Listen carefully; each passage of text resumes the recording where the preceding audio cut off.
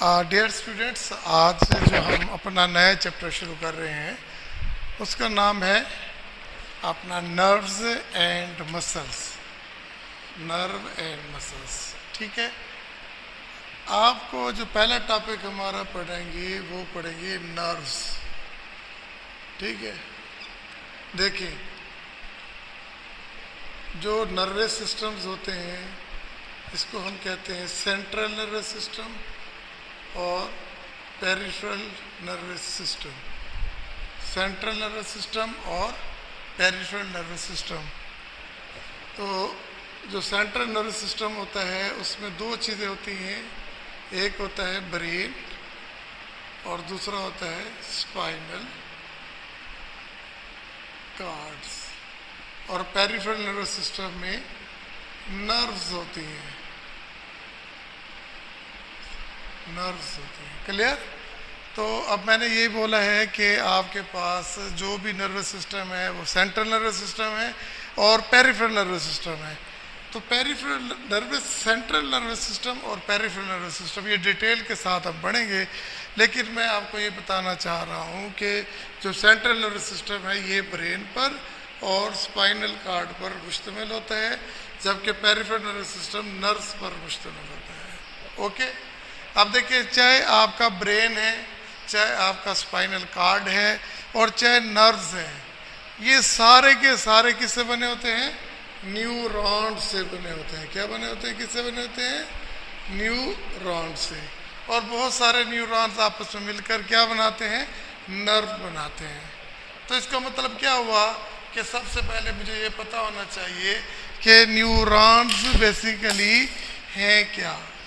तो पहले सबसे पहले मुझे न्यूरॉन की डेफिनेशन करना चाहिए, ठीक है।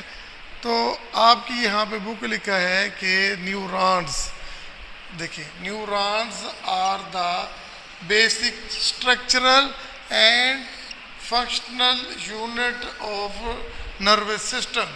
तो ये बेटा कई दफ़ा पेपर में ये सवाल एमसीक्यू की शक्ल में आ चुका है। What is the basic functional and structural unit of the nervous system is known as the neuron, is known as neuron. Is clear? फिर देखिए क्या बताया, फंक्शनल प्लस स्ट्रक्चरल यूनिट, किसका यूनिट? Of nervous system. यानी कि nervous system में किसका हो गया? ब्रेन, स्पाइनल कार्ड और नर्व्स, इन तीनों का जो बने होते हैं वो किससे बने होते हैं? वो न्यूरॉन से बने होते हैं। इस क्लियर? तो ये तो पहला हो गया। अच्छा, अब सवाल ये पैदा होता है कि ये जो नर्व्स होती हैं ये करती क्या है? ये न्यूरॉन अपना काम कैसे करते हैं? देखिए, हमारे जिस्म में ब्रेन से और ट्रिलियंस न्यूरॉन से बना हुआ है। तो नर्व इम्पल्सेस होती हैं जो एक न्यूरॉन से दूसरे न्यूरॉन में और दूसरे से तीसरे न्यूरॉन में, इस तरह करते करते अफेक्टर मसल तक और ग्लैंड्स तक पहुंच जाते हैं। मेरे बच्चे समझ आ गई आपको? तो अब ये बता रहा है कि दे आर रिस्पॉन्सिबल। देखें, अगर ये देखिए, ये सारी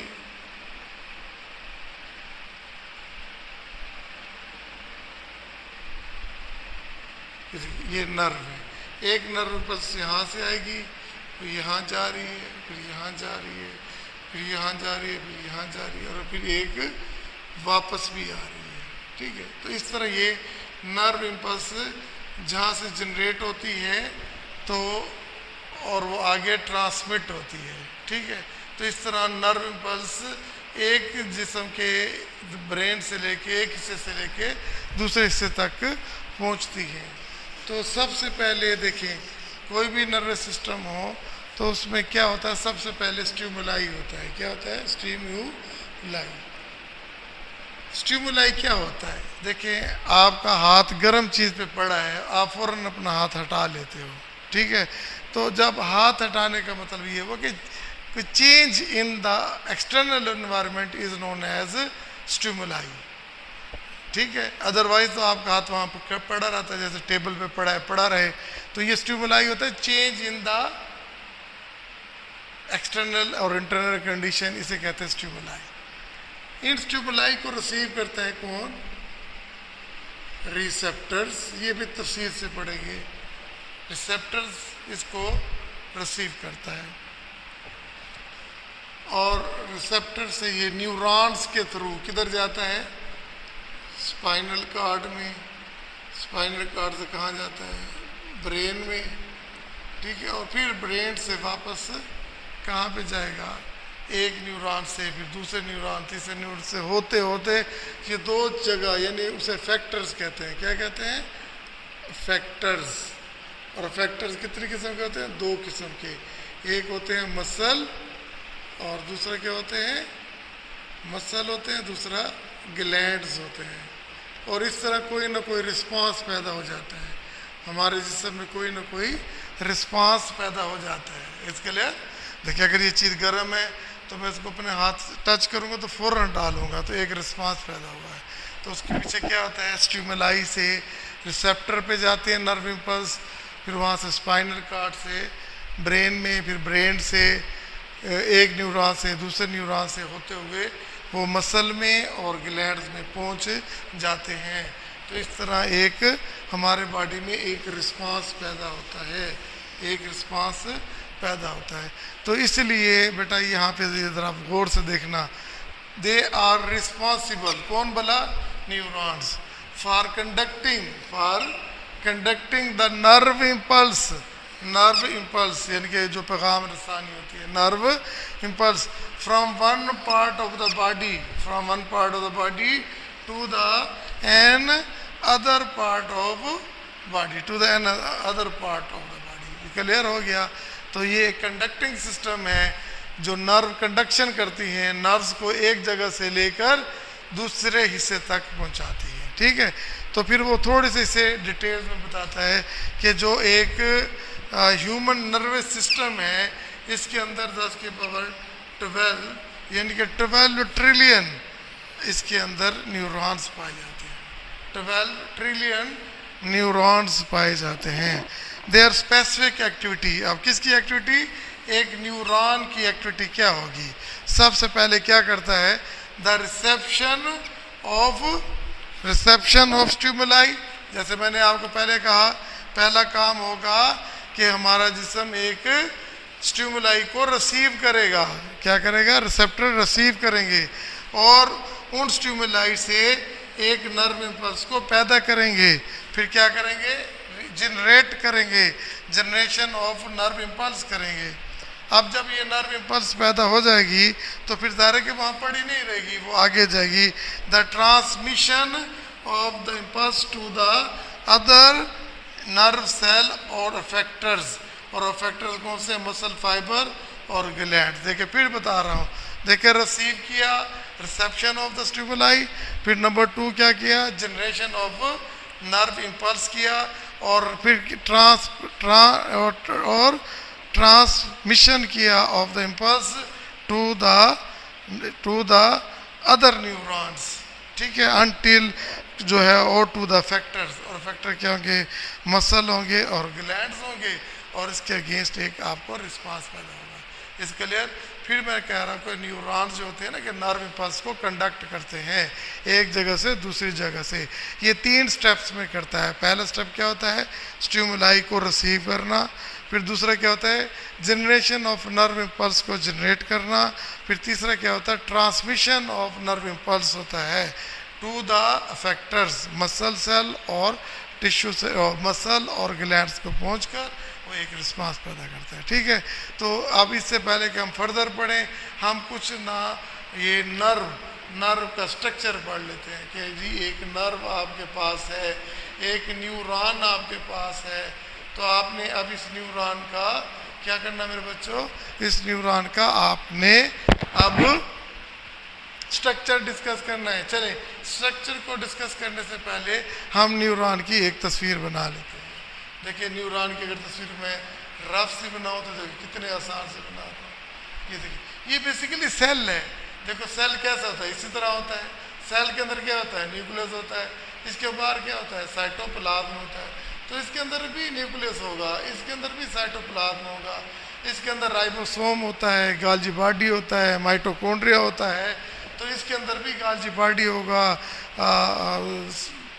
सारे ऑर्गेनेल्स मौजूद होंगे, राइबोसोम्स भी होगा, ठीक है ना, कुछ न्यूक्लियोलस नहीं होता जिसकी वजह से तकसीम नहीं होता, इसके अंदर भी साइटोप्लाज्म होगा, ठीक है। देखिए ये मैंने बना दिया एक हिस्सा।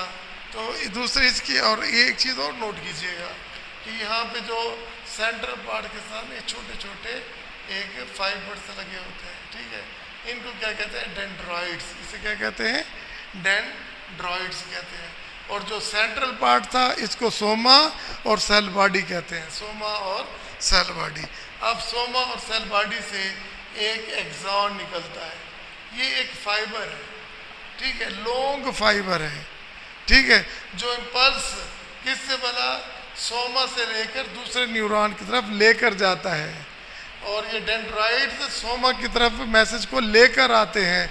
ये देखिए ये नर्व इम्पल्स को लेकर आएंगे और ये यहाँ से नर्व इम्पल्स सोमा से आगे की तरफ जाएगा। तो ये कैसे, इसे फाइबर भी कहते हैं, नर्व फाइबर भी कहते हैं।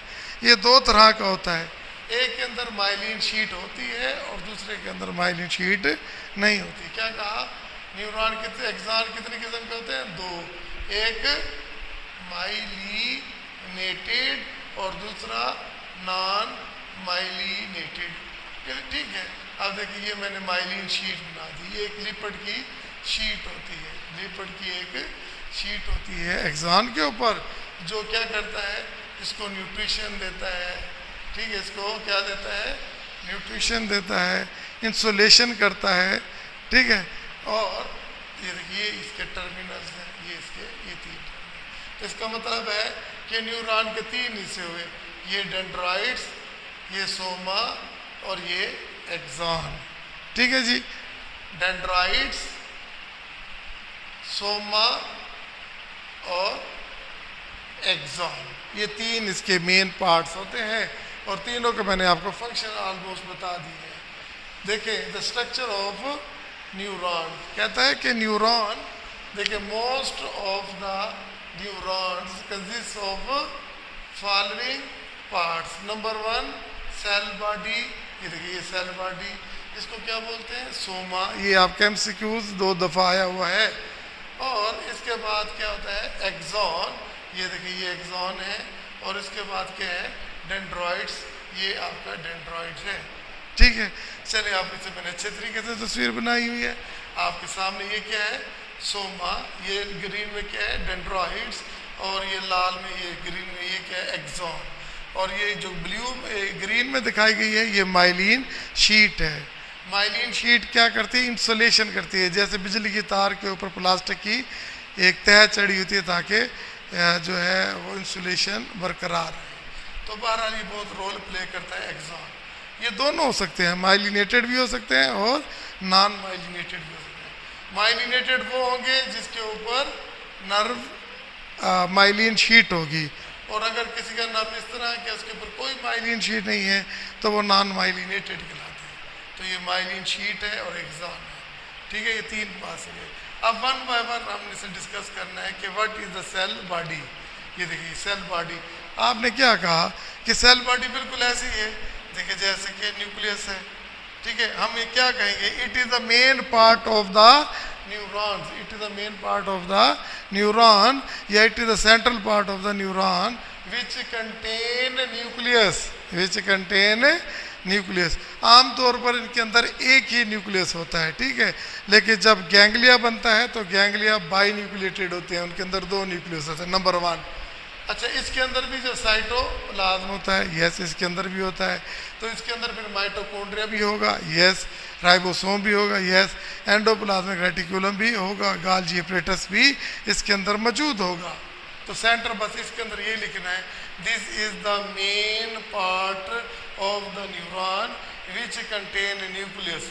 और न्यूक्लियस को सराउंड क्या करता है, एक cytoplasm. Most nerve contain a nucleus, एक न्यूक्लियस होता है, लेकिन जो सिंपैथेटिक हम पढ़ेंगे और सेंसरी गैंग्लिया होते हैं उनके अंदर वो बाई न्यूक्लिएटेड होते हैं। जब 2 या 2 से ज़्यादा न्यूरॉन एक जगह इकट्ठे होते हैं तो उनको हम गैंग्लिया बोलते हैं, और ये outside of the nervous system होता है, सेंट्रल नर्वस सिस्टम के बाहर ही होते हैं, ओके, ये बाई न्यूक्लिएटेड होते हैं। अच्छा, फिर इसके बाद हमने डिस्कस करना है। देखिए फिर इसके बाद वही बात बता रहे सेल वाली, जैसे मैंने पहले कहा था कि सेल में साइटोप्लाज्म में क्या क्या होता है, वही कुछ लिखेगा जो यहाँ पे मैं बता रहा हूँ। द साइटोप्लाज्म हैज़ माइटोकॉन्ड्रिया, जैसे इसका माइटोकॉन्ड्रिया था। हैज़ राइबोसोम्स, इसका भी राइबोसोम्स होता है। इसके अंदर एंडोप्लाज्मिक रेटिकुलम भी होता है, जैसे कि मैंने पहले बताया।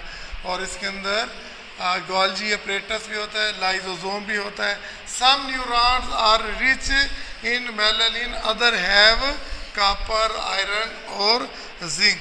उसके अंदर जिंक भी होता है। कुछ वो कह रहा है कि जी गोल्जी बॉडी ऑर्गेनेलीज के अलावा उनमें आयरन, जिंक, कॉपर भी होती है, ठीक है, और मेलानिन भी होती है।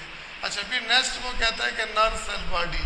अब देखिए ये दूसरा पोर्शन जो है, ये क्या है, ये दूसरा पोर्शन क्या है आपका, हाँ जी। अच्छा, ये और एक पॉइंट हमेशा याद रखिएगा, अगर ये अपना सेल सोमा है या सेल बॉडी है, इसको मैं ख़त्म कर दूँ, आपका क्या ख्याल है? अब ये न्यूरॉन काम करेगा? तो इसका जवाब ये है कि ये न्यूरॉन भी डेड हो जाएगा, ये न्यूरॉन भी डेड हो जाएगा अगर आप इसका सेल बॉडी और न्यूक्लियस भी ख़त्म कर देंगे। तो इसका ये जवाब हुआ, the if nerve cell body is the most vital in the nerve cell body, in the nerve cell, अगर कोई भी न्यूरॉन है उसके अंदर जो है body soma is the vital part of neuron. If it is destroyed, अगर ये डिस्ट्रॉय हो जाए, then the whole neuron will die. Clear? अब नेक्स्ट हम पढ़ना चाह रहे हैं एक्सॉन। ये देखिए ये एक्सॉन है, मैंने पहले बताया कि ये एक्सॉन एक फाइबर है, ये सबसे लेंथी फाइबर है जो नर्व इम्पल्स को सेल बॉडी से दूसरे न्यूरॉन के पास लेके जाता है, या मसल के पास लेके जाएगा, या ग्लैंड के पास लेके जाएगा, ताकि इनके अंदर एक रिस्पांस पैदा हो सके। याद हुई बात? फिर बता रहा हूँ, एक्सॉन जो है इसका दूसरा नाम नर्व फाइबर भी होता है, और ये इसकी लेंथ वेरिएबल होती है, ठीक है, तो ये कुछ मीटर तक भी हो सकता है, ठीक है। बहरहाल ये जो एक्सॉन होता है ये नर्व इम्पल्स को सेल बॉडी से जिस्म के दूसरे हिस्सों तक, दूसरे न्यूरॉन तक या मसल और ग्लैंड तक लेकर जाता है, ठीक है। अब देखिए, अब ये आपके पास क्या है, एक्सॉन। एक्सॉन के अंदर जो फ्लूइड होगा तो उसे कहेंगे एक्सोप्लाज्म, और एक्सॉन के ऊपर जो मेम्ब्रेन होगी उसे कहेंगे एक्सो मेम्ब्रेन के एक्सोलीमा कहेंगे, उसे क्या बोलेंगे, एक्सोलीमा कहेंगे। क्या बोलेंगे बेटा, एक्सोलीमा। फिर बता रहा हूँ, एक्सॉन के अंदर जो फ्लूइड होगा उसको हम क्या बोलेंगे, उसे बोलेंगे एक्सोप्लाज्म, और जो इसकी मेम्ब्रेन जो बनाएगी उसको कहेंगे एक्सोलीमा कहेंगे, उसको एक्सोलीमा कहेंगे। अब हमने एक लफ्ज़ इस्तेमाल किया था नर्व फाइबर, नर्व फाइबर, तो याद रखना नर्व फाइबर भी किसको कहते हैं, एक्सॉन को कहते हैं। ये दो तरह के होंगे, एक वो होंगे जो नर्व इम्पल्स को दिमाग से, ब्रेन से लेकर पेरिफेरीज में लेके जाएंगे, और एक वो नर्व फाइबर होंगे जो पेरिफेरीज जो दिमाग, ब्रेन, स्पाइनल कॉर्ड से दूर होती हैं, वो वापस लेकर इनकी तरफ आएंगी, सेंटर की तरफ आएंगी, तो हम उनको बोलते हैं एफरेंट, उसे कहते हैं एफरेंट, ठीक है, एफरेंट। और इसे क्या कहते हैं, इफरेंट। ये याद रखिएगा, इफरेंट नीचे की तरफ है, एफरेंट जैसे अल्लाह ऊपर की तरफ है, इस तरह कहते हैं ना, तो वो ए से तो बात, ठीक है, तो एफरेंट, ठीक है, नीचे से ऊपर, यानी कि पेरिफेरीज से लेकर वो किस तरफ जाएगा, सेंट्रल नर्वस सिस्टम की तरफ, ब्रेन की तरफ जाएगा। तो इसे हम नर्व फाइबर को हम क्या कहते हैं, एफरेंट नर्व फाइबर, और जो नीचे लेकर जाते हैं, पेरिफेरीज में लेकर जाते हैं, उसे कहते हैं इफरेंट नर्व फाइबर। अब हम इसे पढ़ रहे हैं one by one. It is the longest part of the neurons, ये न्यूरॉन का सबसे लेंथी और known as the nerve fibre, और इसको नर्व फाइबर भी कहते हैं। Axon carry impulses away from the nerve cell body, ये सेल बॉडी से नर्व इम्पल्स को दूर लेके जाता है। Other to from the nerve cell body to the other neuron, muscular और ग्लैंडुलर टिश्यूज, यानी इफेक्टर की तरफ लेकर जाता है। और जो fluid in the axon is known as axoplasm कहलाता है। और जो मेम्ब्रेन जो इसको कवर करती है उसको क्या बोलते हैं, ये अपना एक्सोलीमा बोलते हैं, ठीक है। और इसकी कितनी किस्म होती हैं, देयर आर 2 टाइप्स होती हैं, एफरेंट नर्व फाइबर और इफरेंट नर्व फाइबर। ये देखिए, ये सेंट्रल नर्वस सिस्टम से पेरिफेरी की तरफ लेके जा रही है, ठीक है, और ये पेरिफेरी से जो है वो सेंट्रल नर्वस की तरफ जा रही है। जो इफरेंट का दूसरा नाम क्या होता है, मोटर नर्व फाइबर। और जो एफरेंट नर्व फाइबर होते हैं इसको सेंसरी नर्व फाइबर भी बोलते हैं। तो ये आपके पास हमने अब तक नर्व पढ़ लिया, नर्व की डेफिनेशन पढ़ ली, नर्व इम्पल्स किस तरह जनरेट होती है, किस तरह वो स्टिमुलेट से पैदा होती है, जनरेट होती है, फिर आगे किस तरह वो ट्रांसमिट होती है। फिर उसके स्ट्रक्चर में पढ़ा, स्ट्रक्चर में सेल बॉडी, एक्सॉन, डेंड्राइट्स पढ़ा। हमने कहा कि सेल बॉडी को हमने तफसील से पढ़ा कि मेन पार्ट्स हैं, मेन पार्ट्स है, इसके अंदर न्यूक्लियस भी है, साइटोप्लाज्म, राइबोसोम, सब कुछ इसके अंदर मौजूद है। फिर हमने दूसरा एक्सॉन का बोला, और एक्सॉन क्या होता है, लॉन्गेस्ट पार्ट होता है, 2 तरह का होता है, एक के ऊपर माइलिन शीट होती है, एक के ऊपर माइलिन शीट नहीं होती। जिसके ऊपर माइलिन शीट होते हैं उसे माइलिनेटेड एक्सॉन, जिसके अंदर माइलिन शीट नहीं होती उसे नॉन माइलिनेटेड न्यूरॉन कहते हैं। इंसुलेशन, न्यूट्रिशन, प्रोटेक्शन का ये काम करता है, और ये नर्व इम्पल्स को एक जगह से दूसरी जगह ले जाते हैं। और इनके अंदर जो फ्लूइड होता है उसे कहते हैं एक्सोप्लाज्म, और जो मेम्ब्रेन उसे एक्सोलीमा बोलते हैं। और ये 2 तरह के, इनका दूसरा नाम नर्व फाइबर भी होता है, और इसके 2 तरह के होते हैं, एक एफरेंट होता है और एक इफरेंट होता है। तो इस तरह आप इसे आसानी से याद कर सकते हैं। अच्छा जी, अब हमने ये पढ़ना है कि एक्सॉन का जो साइज है वो कितना होता है। देखिए आपके सामने मैं दिखा रहा हूँ कि ये एक्सॉन है, ठीक है, इसका साइज कितना है। देखिए जी, इसका साइज होगा वो फ्यू मिलीमीटर से लेके मीटर तक हो सकता है, ठीक है ना, और भी ज़्यादा हो सकता है, ठीक है।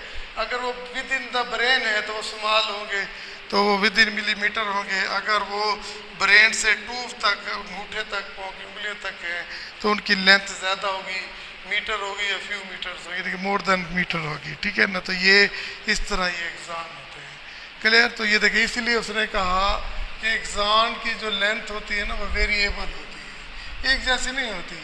अगर ब्रेन की बात करेंगे तो वहाँ पे फ्यू मिलीमीटर होंगे, और अगर और 2 मोर देन 2 मीटर, और इससे भी ज़्यादा भी हो सकते हैं, जैसे आपका ब्रेन से स्पाइनल कार्ड से ट्यूब तक, ठीक है। अब देखिए एक लफ्ज़ इसके लिए टर्मिनोलॉजी इस्तेमाल होगी, एक्सॉन टर्मिनल्स। अब देखिए ये आपके पास एक्सॉन आ रहा है, देखिए ये ब्रांचेज हो रही हैं, ये 2 ब्रांचेज हो रही हैं। ये ब्रांचेज इतनी ज़्यादा नहीं है जितनी डेंड्राइट्स हैं। तो इसी तरह एक एक्सॉन का 2 हिस्सों में तकसीम होना, ब्रांचेज बना लेना, इसको क्या कहते हैं, इसे कहते हैं एक्सॉन कोलेटरल्स। देखिए इसे क्या बोलते हैं, एक्सॉन कोलेटरल्स। देखिए axon do not branch as much as dendrites, ये डेंड्राइट्स की तरह इतनी ज़्यादा ब्रांचेस नहीं होती, but many axon along their course shows side branch, कुछ साइड ब्रांच भी दिखा देती हैं, और उन साइड ब्रांच को क्या कहते हैं, कोलेटर्स कहते हैं, ठीक है ना। वो फिर एक लफ्ज़ और इस्तेमाल होगा, एक्सॉन टर्मिनल्स। ये टर्मिनोलॉजी भी है कि उसके लिए यही है कि एक्सॉन होता है और जो एक्सॉन कोलेटरल होते हैं ये फर्दर डिवाइड होती हैं, टर्मिनेट होती हैं बाय ब्रांचिंग, इनकी और ब्रांचेस होती हैं और terminate into fine filaments, into fine filaments. और इन फिलामेंट को क्या कहते हैं, एक्सॉन टर्मिनल्स। एक्सॉन, अब ये देखिए ये एक्सॉन टर्मिनल्स है, क्लियर है। देखिए ये क्या कहता है, एक्सॉन है और एक्सॉन कोलेटरल है, फर्दर डिवाइड होके स्मॉल ब्रांचेस बनाते हैं, और इन स्मॉल ब्रांचेस को क्या कहते हैं, एक्सॉन टर्मिनल्स। तो आज के लेक्चर में हमने एक्सॉन के मतलब न्यूरॉन के मतलब पढ़ा, ठीक है, न्यूरॉन के स्ट्रक्चर को डिटेल के साथ हमने पढ़ा। तो पेपर पे यही सवाल भी आ जाता है कि न्यूरॉन के स्ट्रक्चर को विद डायग्राम डिटेल्स के साथ एक्सप्लेन करें। ठीक है, फिर उसके बाद हमने वन बाय वन डिस्कस किया, सेल बॉडी डिस्कस किया, फिर इसके बाद हमने एक्सॉन को डिस्कस किया, एक्सॉन के बाद हमने डेंड्राइट्स को डिस्कस किया। तो ये बहुत इंपॉर्टेंट टॉपिक है, इसको आप पेपर में एमसीक्यूज भी इसमें बहुत ज़्यादा आते हैं और साथ साथ इसका